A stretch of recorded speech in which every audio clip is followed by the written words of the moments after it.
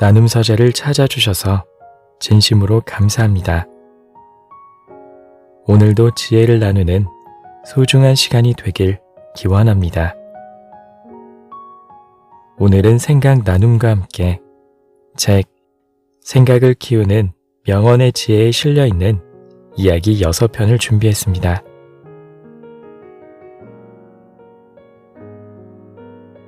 죽음을 앞둔 사람들이 공통적으로 후회하는 것 중 한 가지가 바로 나이를 먹어가며 마음을 나누던 친구에게 점점 소홀해진 일이라고 합니다. 자신의 마음을 알아주는 친구는 존재 자체만으로도 큰 힘이 됩니다. 인생에서 그런 친구 한 명을 찾는 것은 일확천금을 얻는 일보다도 가치 있는 일입니다. 혹시 지금 이 순간 마음속에 떠오르는 친구가 있다면 주저 말고 안부를 물어보는 건 어떨까요? 잊고 있던 친구의 반가운 목소리에 어느새 마음의 위안을 얻는 자신을 발견할 수 있을 겁니다. 배가 절연이라는 고사성어에 얽힌 이야기입니다.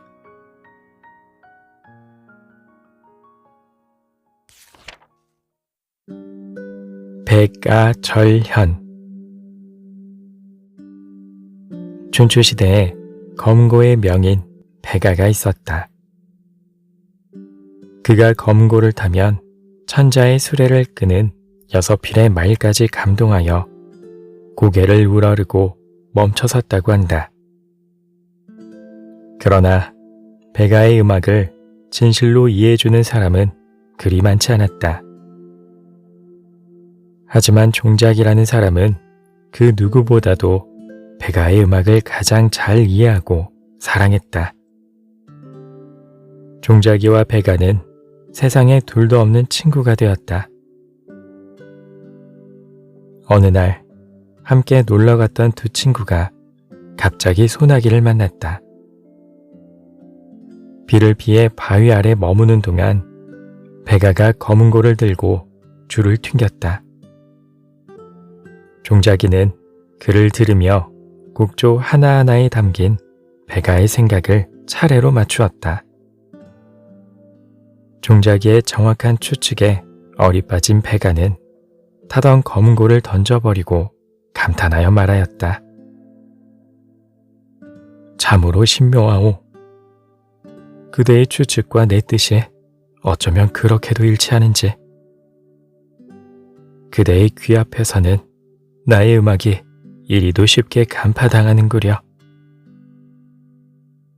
이처럼 종작이는 배가가 가진 음악의 진수를 누구보다도 잘 알아주던 유일한 친구였다. 훗날 종작이가 죽자 배가는 자신의 음악을 이해해줄 사람이 세상에 없음을 애달파했다. 그리고 검은고의 줄을 끊어버린 후 죽을 때까지 다시는 검은고를 타지 않았다.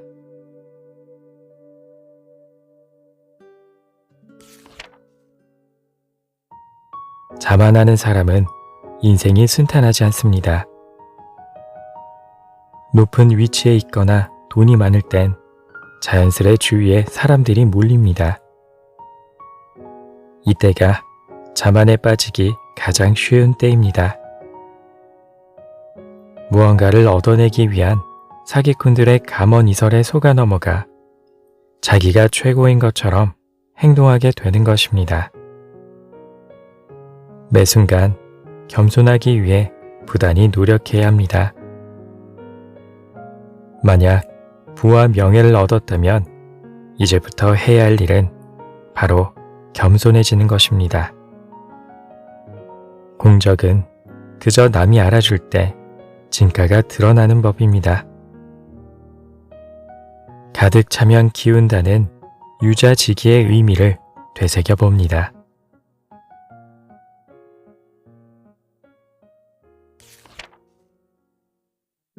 유좌지기.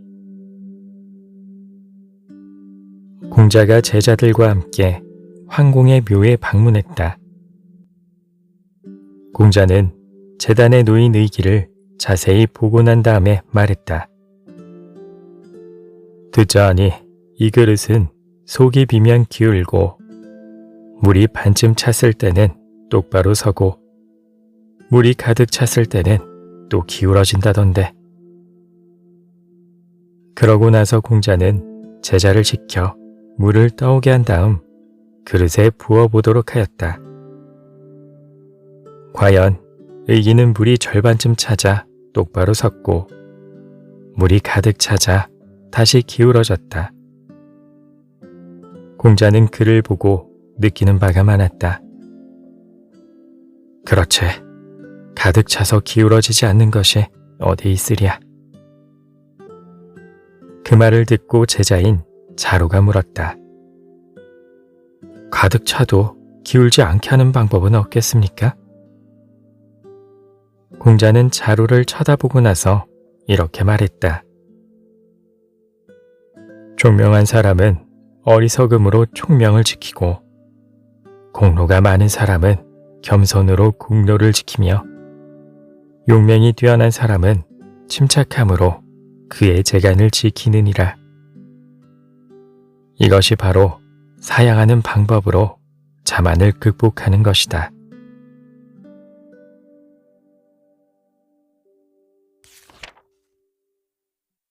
남을 속이기 가장 쉬운 방법은 바로 상대가 모르는 분야에 대해 꾸며낸 이야기로 기만하는 것입니다.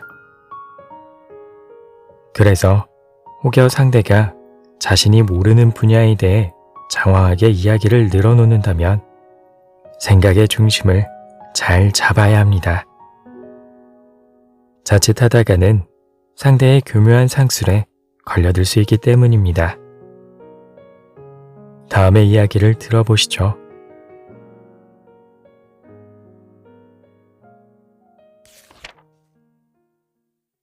가장 그리기 쉬운 것.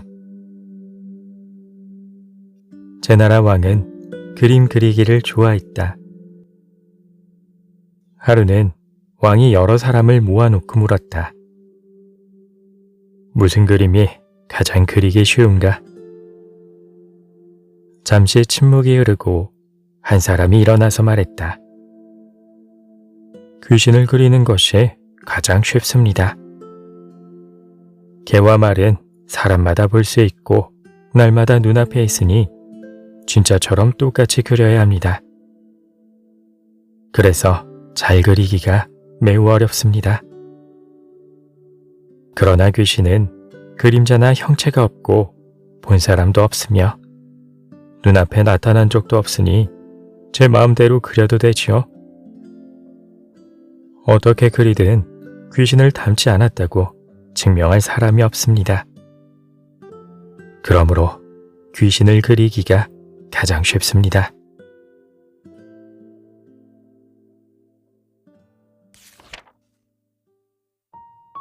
곤란한 상황을 맞으면 누구든 당황하기 마련입니다.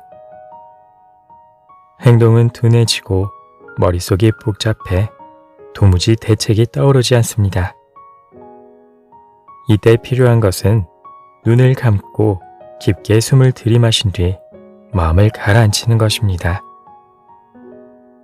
그렇게 차가워진 머리로 주변의 현상을 잘 관찰하다 보면 분명 해법을 찾을 수 있습니다.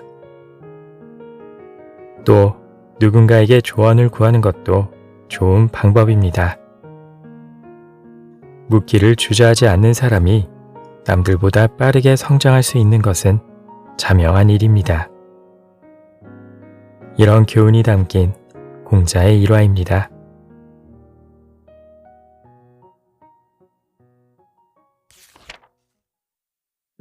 위기를 극복하는 꾀. 공자는 여행 도중 진나라 사람들에게 붙들려 봉변을 당하게 되었다. 무척이나 험상궂은 그들은 공자에게 굿을 한 개를 건넸다. 그리고 그 구멍에 실을 꿰지 못하면 국경을 넘지 못하게 하겠다고 위협했다. 하지만 그 구슬은 9가지의 구불구불한 구멍이 뚫려 있어 실을 꿰는 것이 불가능했다. 공자는 어떻게 하면 이 난처한 상황을 헤쳐나갈 수 있을까 고민에 고민을 거듭하며 어느 뽕나무 밭둑을 거닐었다. 그런데 그때 한 젊은 여인이 나타나 슬쩍 정보를 흘리듯 속삭였다. 꿀을 생각해보세요. 꿀을. 순간 공자의 머릿속에 어떤 생각이 번개처럼 스쳐갔다. 잠시 후 공자는 개미의 허리에 실을 매어 구슬 속으로 기어 들어가게 하고 그 반대편에 꿀을 발랐다. 그러자 꿀 냄새에 이끌린 개미가 너무도 쉽게 구슬에 실을 꿰어주었다. 그 덕분에 공자는 무사히 국경을 넘을 수 있었다.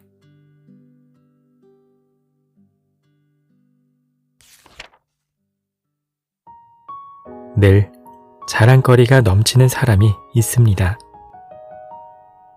돈이 많음을 자랑하고 잘난 자식과 남편을 자랑하고 남보다 많이 아는 것을 자랑합니다. 그런데 그런 사람들에 대한 주변의 평은 어떻습니까? 처음에는 그들을 대단하다며 치켜 세우다가도 자랑이 계속되면 결국은 등을 돌리고 맙니다. 공자께서도 논어 하기편에서 자신의 공을 자랑하지 말라고 하셨습니다. 2500년 전 옛날에도 공연히 자기 자랑을 하는 일은 피해야 할 삶의 태도였던 것입니다. 자기 입으로 자랑하지 않아도 잘난 자식과 남편, 그리고 머릿속 지식이 어디로 가는 것이 아닙니다. 자신의 잘난 점은 그저 남이 알아줄 때 진가가 드러납니다.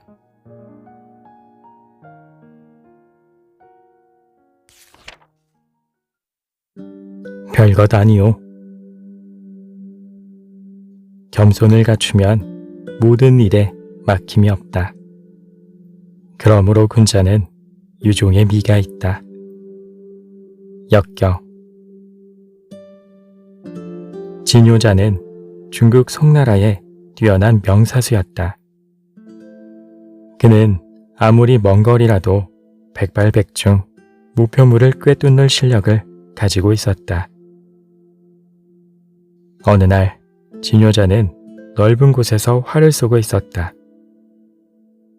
그런데 때마침 근처를 지나던 늙은 기름장수가 잠시 그 광경을 구경하였다. 노인장은 활을 쏠 줄 아시오? 내 활솜씨는 신의 경지에 달했소.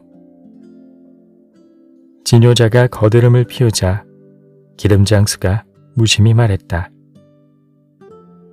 그거야 이미 몸에 배어 손에 익었을 뿐이니 별것 아니지요. 말을 마친 기름장수는 호리병을 하나 꺼내 땅바닥에 내려놓았다. 그리고 구멍이 뚫린 엽전을 꺼내 그 병 입구를 덮었다.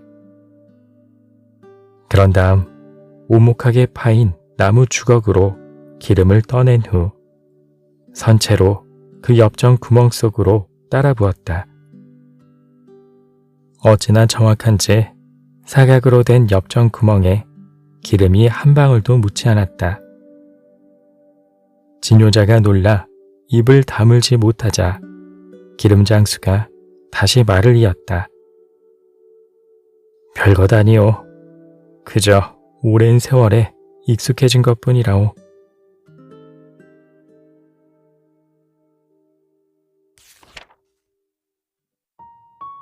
요즘 사람들은 정신승리라는 말을 자주 씁니다.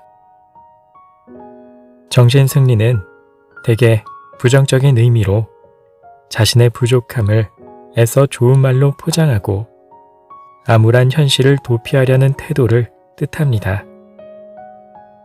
그런데 과연 정신승리는 무조건 버려야 할 삶의 태도일까요? 인생을 밝고 활기차게 살기 위해선 반드시 긍정적인 사고방식을 갖춰야 합니다. 같은 상황도 어떻게 생각하고 받아들이느냐에 따라 도출되는 결과가 판이하기 때문입니다. 그렇기에 자칫 비참한 현실에 무너질 수도 있는 상황에서 마음을 다잡는 아주 좋은 방법은 바로 정신승리입니다. 정신승리 잘하는 사람은 긍정의 언어로 자신을 다독일 줄 알고 실패해도 다시 일어설 수 있는 저력이 있습니다.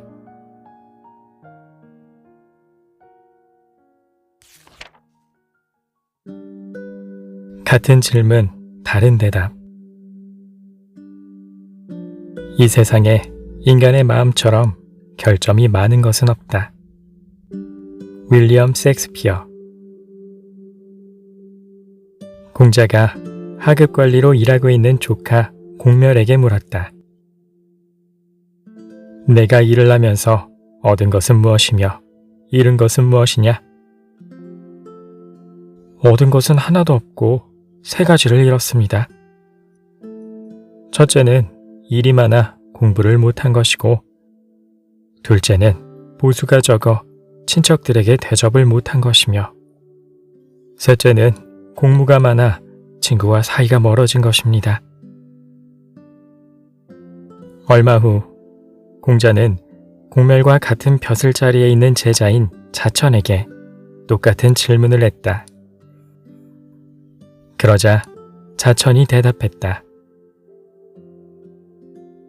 저는 잃은 것은 하나도 없고 세 가지를 얻었습니다. 첫째는 배운 것을 실행하게 되어 배운 내용이 더욱 확실해진 것이고, 둘째는 보수를 아껴 친척을 대접하니 더욱 친숙해진 것이고, 셋째는 공무의 여가에 친구들과 교제하니 우정이 더욱 두터워진 것입니다.